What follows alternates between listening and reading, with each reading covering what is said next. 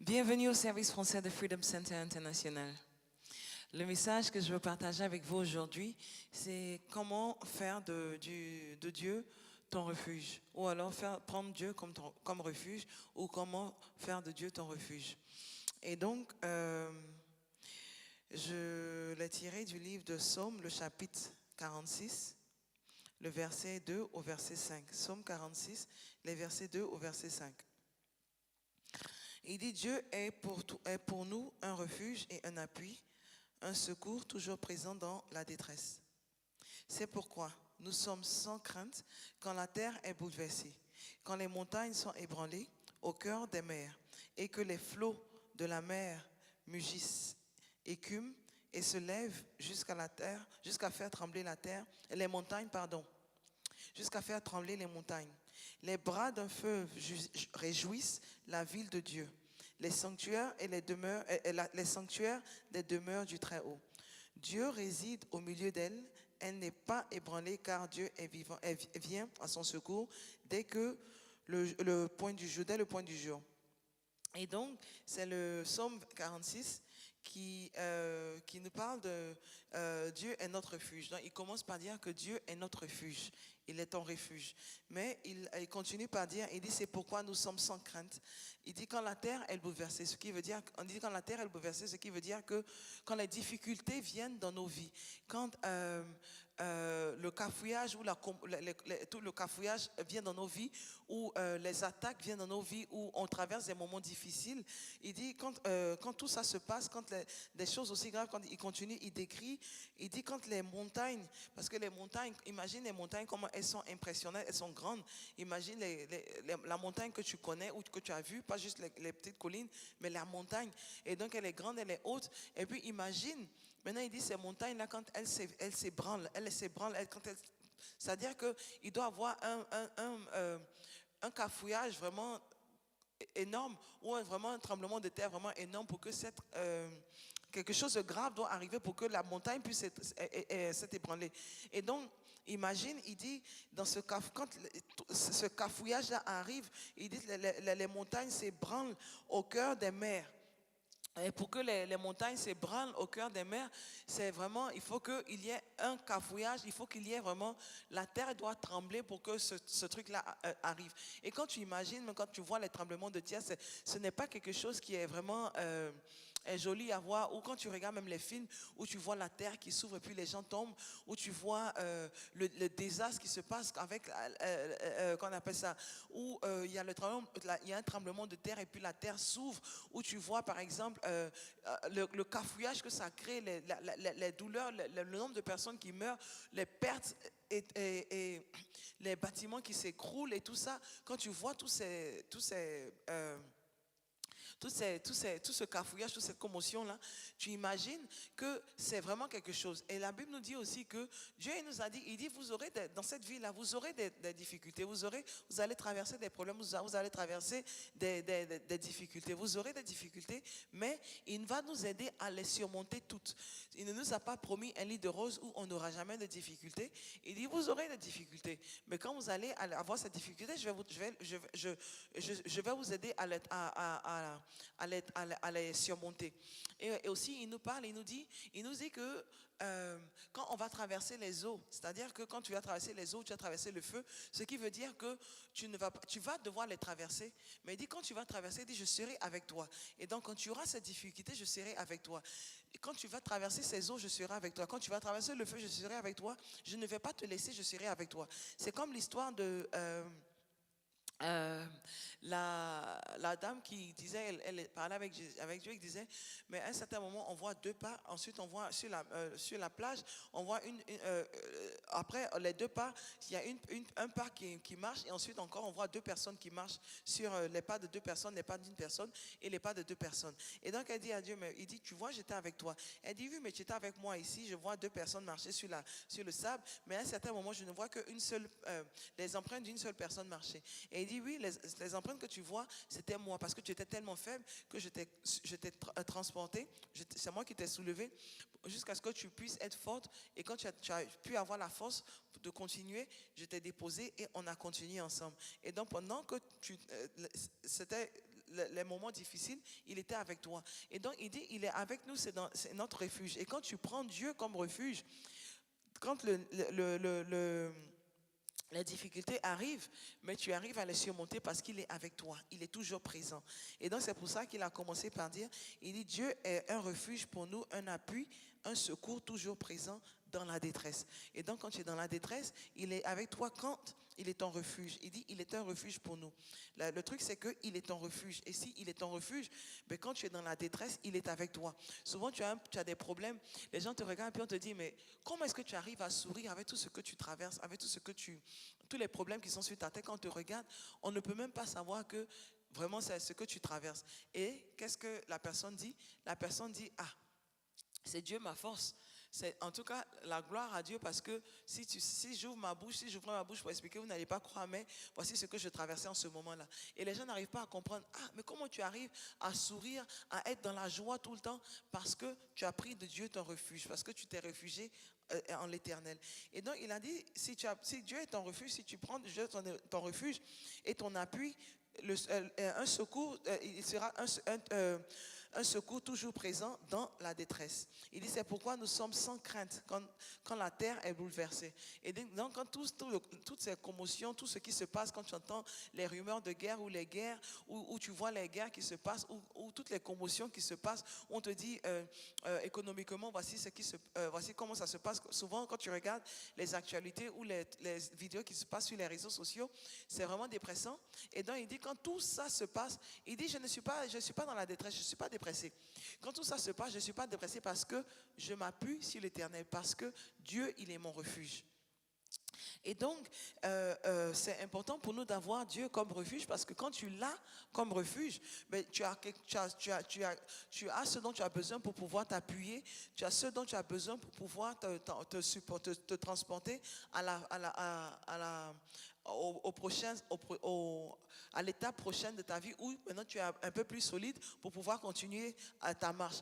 Et donc, c'est important pour nous d'avoir Dieu comme refuge. Quand il a dit, quand tu regardes par exemple, on te dit par exemple, il y a la récession, ou il y a une récession là, et donc c'est vraiment, on te dit oui, les temps seront difficiles, ça sera vraiment difficile maintenant, où les temps sont, la vie est chère, et avec les salaires qui n'augmentent pas, la vie elle est chère. Voici ce qui se passe, c'est tellement difficile de pouvoir faire A, B, C, c'est difficile de pouvoir joindre les deux bouts. Et donc, ça sera vraiment encore plus difficile, parce que voici ce qui se passe. Toi, parce que tu t'appuies sur l'Éternel, ton cœur ne bat pas. Quand tu t'appuies sur l'Éternel, tu n'as pas besoin d'être dans tous tes états, ou d'être paniqué, ou de trembler, parce que tu sais que l'Éternel est ton refuge. Tu peux aller te réfugier quand les choses ne vont pas comme il se passe. Tu peux courir vers lui. Parce qu'il a dit, il sera présent, parce qu'il continue par dire dans le verset 6, il dit, à la fin du verset 6, il dit, car Dieu vient à son secours dès le point du jour. Dieu vient à son secours dès le point du jour. Mais ça, c'est quand tu prends Dieu comme ton refuge, quand tu prends Dieu comme refuge. Quand tu prends Dieu comme refuge, il vient dès que le problème vient, il est aussi là, il est aussi présent. Le fait que tu aies l'impression de ne pas savoir qu'il est là, ou tu ne sens pas sa présence, ne veut pas dire qu'il n'est pas là, parce qu'il travaille. Et à la fin, tu dis, ah vraiment Dieu merci, ah Dieu a fait ci, ah Dieu a fait ça.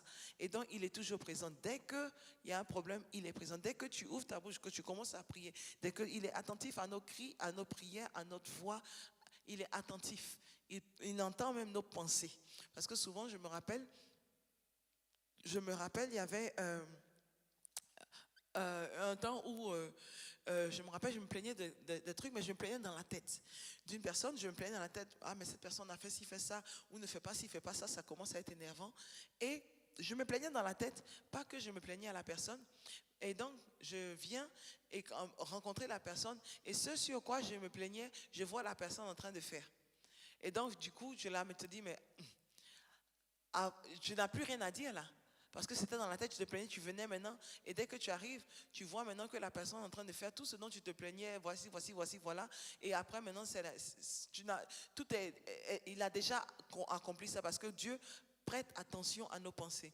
Ce qui te passe dans la tête, il est attentif, il entend nos pensées. C'est l'ennemi qui ne peut pas entendre tes pensées, il entend ce qui sort de ta bouche. L'information que tu lui donnes, c'est avec ça qu'il travaille. Et donc, il ne peut voir que ton passé et l'information que tu lui donnes, c'est avec ça qu'il travaille. Il ne peut pas lire tes pensées. Et donc, c'est Dieu qui a le pouvoir de savoir ce dont on pense. Il voit nos pensées, il lit nos pensées, il nous connaît intérieurement et extérieurement. Et donc, c'est pour ça que tu n'as pas besoin de faire semblant devant Dieu. Parce qu'il te connaît, il voit tout. Tu ne peux pas faire semblant devant quelqu'un qui te connaît, qui voit tout. Et donc, souvent, ça me fait rigoler quand on essaie de faire semblant devant Dieu ou on fait semblant parce qu'il nous connaît. Tu n'as pas besoin de faire semblant. Quand il s'agit de Dieu, sois honnête, sois toi-même parce qu'il te connaît. Et donc, comme je dis, c'est important pour nous d'avoir Dieu comme refuge. C'est important pour nous d'avoir Dieu comme refuge parce que quand tu l'as comme refuge, au moins tu as ce dont tu as besoin pour t'appuyer quand les choses tournent à l'envers. Et donc, le verset 5 nous dit comment est-ce qu'on prend Dieu comme refuge. Et le verset 5, il dit, les bras d'un fleuve réjouissent la ville de Dieu, le sanctuaire des demeures du Très-Haut. Et donc, si Dieu, il demeure en toi, il demeure en toi, ben, tu pourras prendre refuge en lui. Tu prends refuge en lui, et quand le problème vient, il est présent. Et quand je dis il demeure en toi, quand j'ai regardé la définition, la demeure c'est ton lieu de résidence. La demeure c'est un lieu de résidence, c'est l'endroit où tu vis de manière permanente. Quand les gens te cherchent, on va dire ah voici sa résidence, c'est là qu'il réside, c'est ton lieu de résidence, c'est ta demeure. C'est là que tu es de manière permanente, c'est là que tu vis, c'est là que tu es. Je ne parle pas de ah oui j'ai une maison ici dans ce pays, j'ai une maison là, et donc ce sont des lieux de vacances. Mais l'endroit où tu résides de manière permanente, c'est là que tu vis. Et quand on regarde, on peut prendre l'exemple, par exemple, des enfants quand tu déménages, par exemple, tu as l'habitude de recevoir tes lettres dans la maison de tes parents parce que tu vivais là-bas. Maintenant, tu as déménagé et puis il y a des lettres qui viennent dans la maison de tes parents et puis les lettres importantes, tu les as redirigées à ta boîte postale ou à ton adresse, ta nouvelle adresse. Et donc, ce qui n'est pas important, en général, tu te dis, bon, ben, je laisse. Et puis, tu viens voir tes parents et puis tu te demandes, est-ce qu'il y a une lettre aujourd'hui? Est-ce qu'il y a une lettre? J'ai reçu des lettres, tes parents t'envoient tes lettres. Hey, tu as reçu des lettres, viens chercher. Et donc, ceux qui t'envoient les lettres, ils vont se dire que c'est là que tu vis, mais ce n'est pas ton lieu de résidence. Ton lieu de résidence, c'est là où tu résides, c'est là où tu vis, c'est là où tu dors, c'est là où tu es relax, c'est là où tu peux être toi-même, c'est là où tu es vulnérable, c'est là où tu es toi-même, tu es libre, tu es free, tu es vulnérable, tu ne fais pas semblant ou tu n'essaies pas de te présenter d'une manière, c'est là où tu es libre de faire ce que tu veux, c'est là où tu es relax et tu es toi-même. Et donc, c'est ton lieu de résidence, c'est là où tu viens dormir, c'est là où tu es dans ton intimité, c'est là où tu es le plus vulnérable. Parce que dans ta maison, tu sais que tu es confortable, tu sais que tu es vulnérable, tu sais que tu connais... c'est ta maison. Donc, quand tu viens, tu n'as pas besoin de « Oh, attends, je vais essayer d'être présentable parce qu'on ne sait jamais, telle personne peut passer. » Non, tu es dans ta maison, tu es confortable. Et en général, quand tu vois les gens, tu viens leur rendre visite. Quand tu les regardes, ils sont relax, ils sont habillés relax, ils sont habillés comme... Ils sont dans leur intimité. Quand ce sont des gens avec qui tu es vraiment free, ils sont relax, ils sont comme eux. Voilà, c'est comme ça. Quand tu regardes mari et femme, quand ils sont mari et femme, ils sont relax, ils sont eux-mêmes. Ils sont entre eux, ils sont dans leur intimité, ils ont une certaine complicité entre eux, ils sont OK. Et de la même manière, Dieu, il dit, si tu fais de Dieu ton refuge, si tu fais de Dieu l'endroit dans ton cœur, si Dieu réside en toi, que Dieu réside en toi, s'il arrive, si tu lui permets de pouvoir résider, si tu permets à son esprit de résider en toi, mais Dieu, il est ton refuge. Si tu permets à l'Esprit Saint de résider en toi, il est ton refuge. Parce qu'il dit, c'est là où Dieu demeure. C'est l'endroit où Dieu demeure. C'est l'endroit où Dieu demeure. Et donc, tu permets à Dieu de pouvoir résider en toi. Si tu as une partie de ta vie où tu ne veux pas que Dieu il intervienne, où tu ne veux pas entendre parler de « Ah non, non, non, quand il s'agit de ça, on n'est qu'à laisser. » Il y en a qui disent, quand ils sont fâchés, ils disent « Si tu ne fais pas attention, je vais enlever ma christianité, je vais mettre ça à côté et puis tu vas voir, je vais te montrer mon autre caractère ou mon mauvais caractère, mon mauvais côté. » Et je ne sais pas comment est-ce que tu enlèves ta christianité pour déposer. Je ne sais pas comment ils le font, mais ils te disent qu'ils vont enlever. C'est-à-dire qu'il n'est pas dans tout. Parce que s'il il demeure en toi, tu ne vas pas l'enlever. Parce que quand c'est ta demeure, il reste, c'est là qu'il est, c'est sa maison, c'est là qu'il reste. Parce que nous sommes tous le temple de l'Éternel. Et donc, si le temple, c'est Dieu qui réside dans ce temple, ben, tu ne vas pas l'enlever pour aller faire quelque chose et puis venir encore, ok, reviens, je vais te reporter. Non, c'est pas comme ça que ça se passe. Et donc, Dieu, il réside en toi. Et donc, quand il réside en toi, non seulement il te dirige, non seulement il t'ouvre les yeux sur certaines choses qu'il faut faire et qu'il ne faut pas faire, il enlève certains mauvais appétits que tu as et il te donne, et quand tu dérailles, il te gronde avec ta conscience pour que tu puisses te recalibrer sur le bon chemin. Et donc c'est important pour nous d'avoir Dieu dans notre vie, de lui permettre de pouvoir vivre en nous. Et comment tu vis en nous? Quand tu lis dans la carte, tu lui fais appel, tu deviens né de nouveau, où tu demandes à l'Esprit Saint de vivre en toi, viens en moi et prends le contrôle absolu. Quand tu déclares que tu crois en Dieu et que tu crois en Jésus et tout, mais tu demandes aussi à l'Esprit Saint de venir vivre en toi, de résider en toi. Et quand tu lui demandes, quand tu l'invites, il vient. Parce qu'il il dit, je suis là et je frappe à la porte. Et celui qui ouvre, je viens et je dîne avec lui. Et donc, il est toujours là. Et si tu l'invites, il va venir. Et il est dans ta vie, et quand il est dans ta vie, tu n'as pas besoin de faire semblant. Tu n'as pas besoin de d'essayer d'être parfaite. Tu peux être toi-même. Parce que Dieu, il te connaît. Tu peux être toi-même. Tu n'as pas besoin de faire semblant. Tu peux être toi-même et vivre et communier avec lui. Avoir une relation avec l'Éternel. Parce que quand tu es dans ta maison, quand Dieu,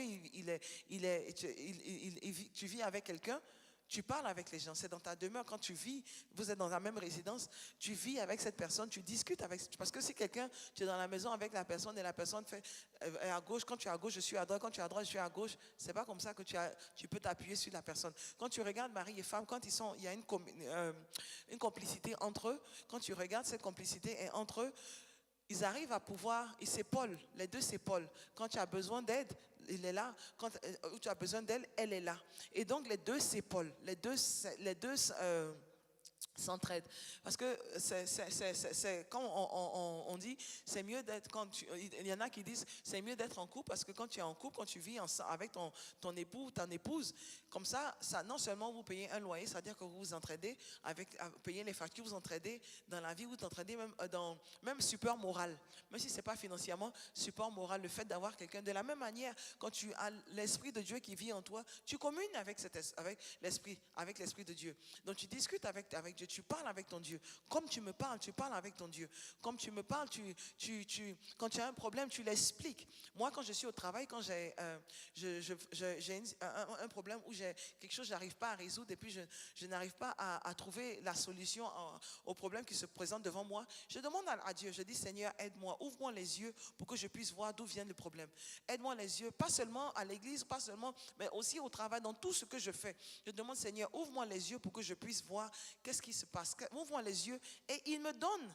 Et à un certain moment, je vais voir, l'idée me vient dans la tête, ah, voici ce qu'il faut vérifier, ah, il faut vérifier là, ah, et puis je trouve l'erreur, ah, ok, merci Seigneur. Il m'ouvre les yeux, il nous écoute, il est attentif à ta parole, parce que tu l'as invité dans ta vie, tu lui as dit, l'Esprit de Dieu vient et réside en moi. Et puisque tu lui as appelé, tu lui as demandé de résider en toi, il vient. Il est en toi. Et maintenant, communique avec lui, discute avec lui. Quand tu as un souci, quand il y a quelque chose qui me prend la tête ou quelque chose qui ne va pas comme je l'espère, qui me tracasse un peu, je lui dis, Seigneur, voici ce que je traverse, voici, voilà. Et il me donne une certaine paix. Souvent, tu as un problème et puis tu regardes et puis tu te dis, ah, le problème que tu as est vraiment quelque chose, mais je n'ai pas la solution du problème. Donc pourquoi est-ce que je dois m'accabler ou me tracasser? Non, je donne ça à Dieu. Seigneur, voici le problème que je traverse. Voici, je ne connais pas la solution. Je ne sais pas d'où ça va venir. Je ne sais pas comment tu vas résoudre cette histoire-là, mais voici le problème aide-moi. Et il m'aide. Et il m'aide. Donc, souvent, on ne veut pas que... j'entends beaucoup les gens disent, mais tu dis que Dieu, il est ceci, il est cela, mais pourquoi est-ce qu'il a permis ci, pourquoi est-ce qu'il a permis ça? Je n'ai pas fait semblant de savoir pourquoi est-ce qu'il n'a pas fait ci, il n'a pas fait ça. Souvent, il permet aussi les choses, les choses d'aller de travers. Pourquoi? Parce qu'il a son but. Comme celui qui l'a guéri, l'aveugle qui l'a guéri dans la Bible. Il a dit, les gens ont demandé, les disciples ont demandé, est-ce que c'est parce qu'il a péché ou bien ce sont ses parents qui ont péché parce qu'il est né aveugle? Il dit non, il est né aveugle pour la gloire de Dieu, parce que pour ce moment précis là, Dieu allait utiliser pour pouvoir enseigner, il allait utiliser pour pouvoir montrer aux gens, il a guéri un aveugle. Et donc, il a permis ça. Il a permis cette difficulté aux parents d'avoir un enfant aveugle pour pouvoir s'occuper de lui, comment le diriger. Et lui-même aussi est aveugle. Et aujourd'hui, il a ouvert les yeux. Donc, souvent il permet. Mais il y a beaucoup de gens qui disent, mais si tu crois que Dieu, alors que tu ne veux pas avoir de communication avec l'Éternel. Tu ne veux pas entendre parler de christianité, mais quand les choses vont mal, tu veux le blâmer. Tu ne veux pas qu'il te dirige dans la vie, tu ne veux pas qu'il te dise ce qu'il faut faire, ce qu'il ne faut pas faire. Tu ne veux pas croire en lui.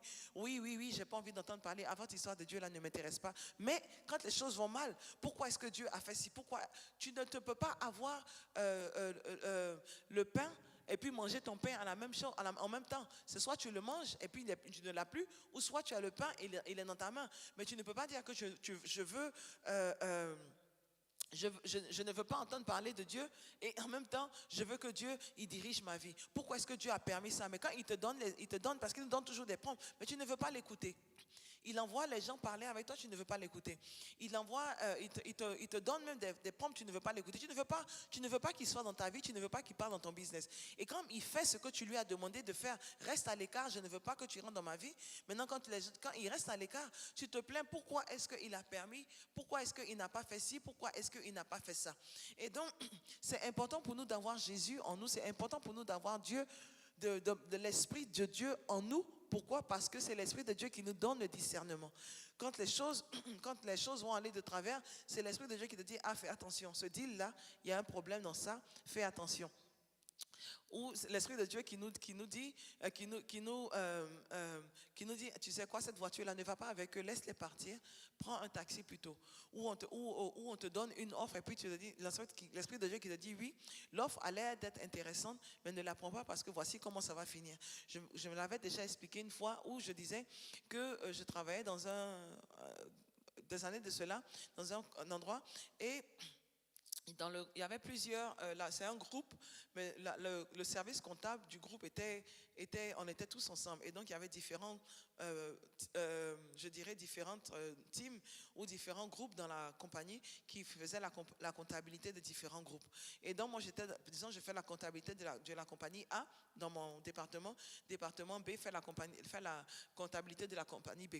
Et donc le manager de la compagnie B voulait que je vienne travailler pour elle. Elle me proposait un salaire beaucoup plus élevé que ce que je gagnais. Et puis, son offre avait l'air intéressante. J'étais tentée. Et puis, j'ai demandé à Dieu, je dis, et puis en ce moment aussi, j'étais là, puis je disais, Seigneur, je reste ou je reste pas? Je ne sais pas trop, j'étais un peu hésitante. Je dis à mon manager que je veux bouger dans cette team où je reste. Et donc, j'hésitais, puis je dis, Seigneur, ouvre-moi mes yeux, parce que je ne sais pas où aller, parce que cette offre-là, elle a l'air intéressante, et j'ai bien envie de la prendre, mais dis-moi où je dois partir, ce qui va m'arranger. Parce que là, je pense que si j'attends un peu, j'ai l'impression que je vais pouvoir avoir une promotion, mais je ne sais pas si je dois partir ou pas. Et puis, Dieu m'a ouvert les yeux. Je suis allée dormir le soir, il m'a montré dans les rêves que cette femme qui était le manager, il y avait eu un problème, un cafouillage, et puis dans le cafouillage, elle m'a laissé, et puis elle s'est sauvée, et puis elle m'a laissé tomber, me débrouiller seule.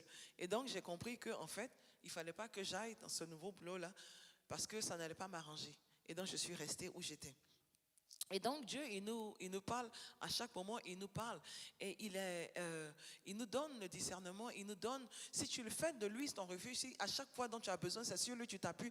Seigneur, voici le problème que j'ai. Voici le conflit que j'ai, qu'est-ce que je dois faire? Seigneur, voici ce qui se présente devant moi, qu'est-ce que je choisis? Est-ce que je dois aller à gauche? Est-ce que je dois aller à droite? Comment est-ce que je dois faire? Comment est-ce que je dois m'y prendre? Si tu as l'Éternel, si tu as Dieu en toi, si tu as Dieu l'Esprit de Dieu qui réside en toi, il va te parler, il va te dire, il va te donner, chacun, il nous parle de manière différente. Souvent, il nous parle dans des pensées, il y a la pensée qui te vient en tête, puis te dit, ah oui, c'est vrai. Ou alors souvent, tu l'entends de manière audible. Il y en a qui parlent avec Dieu, ils l'entendent de manière audible. Il y en a qui, moi, audiblement, j'ai entendu, je crois, 1 ou 2 fois, c'est tout. La plupart du temps, c'est dans les rêves ou dans les pensées. Il te dit, tu vois l'idée qui te vient et tu sais que oui, ça, c'est l'Esprit de Dieu qui me parle en ce moment-là. Et donc, c'est important pour nous de pouvoir déterminer comment est-ce que on peut, quand Dieu nous parle, c'est important.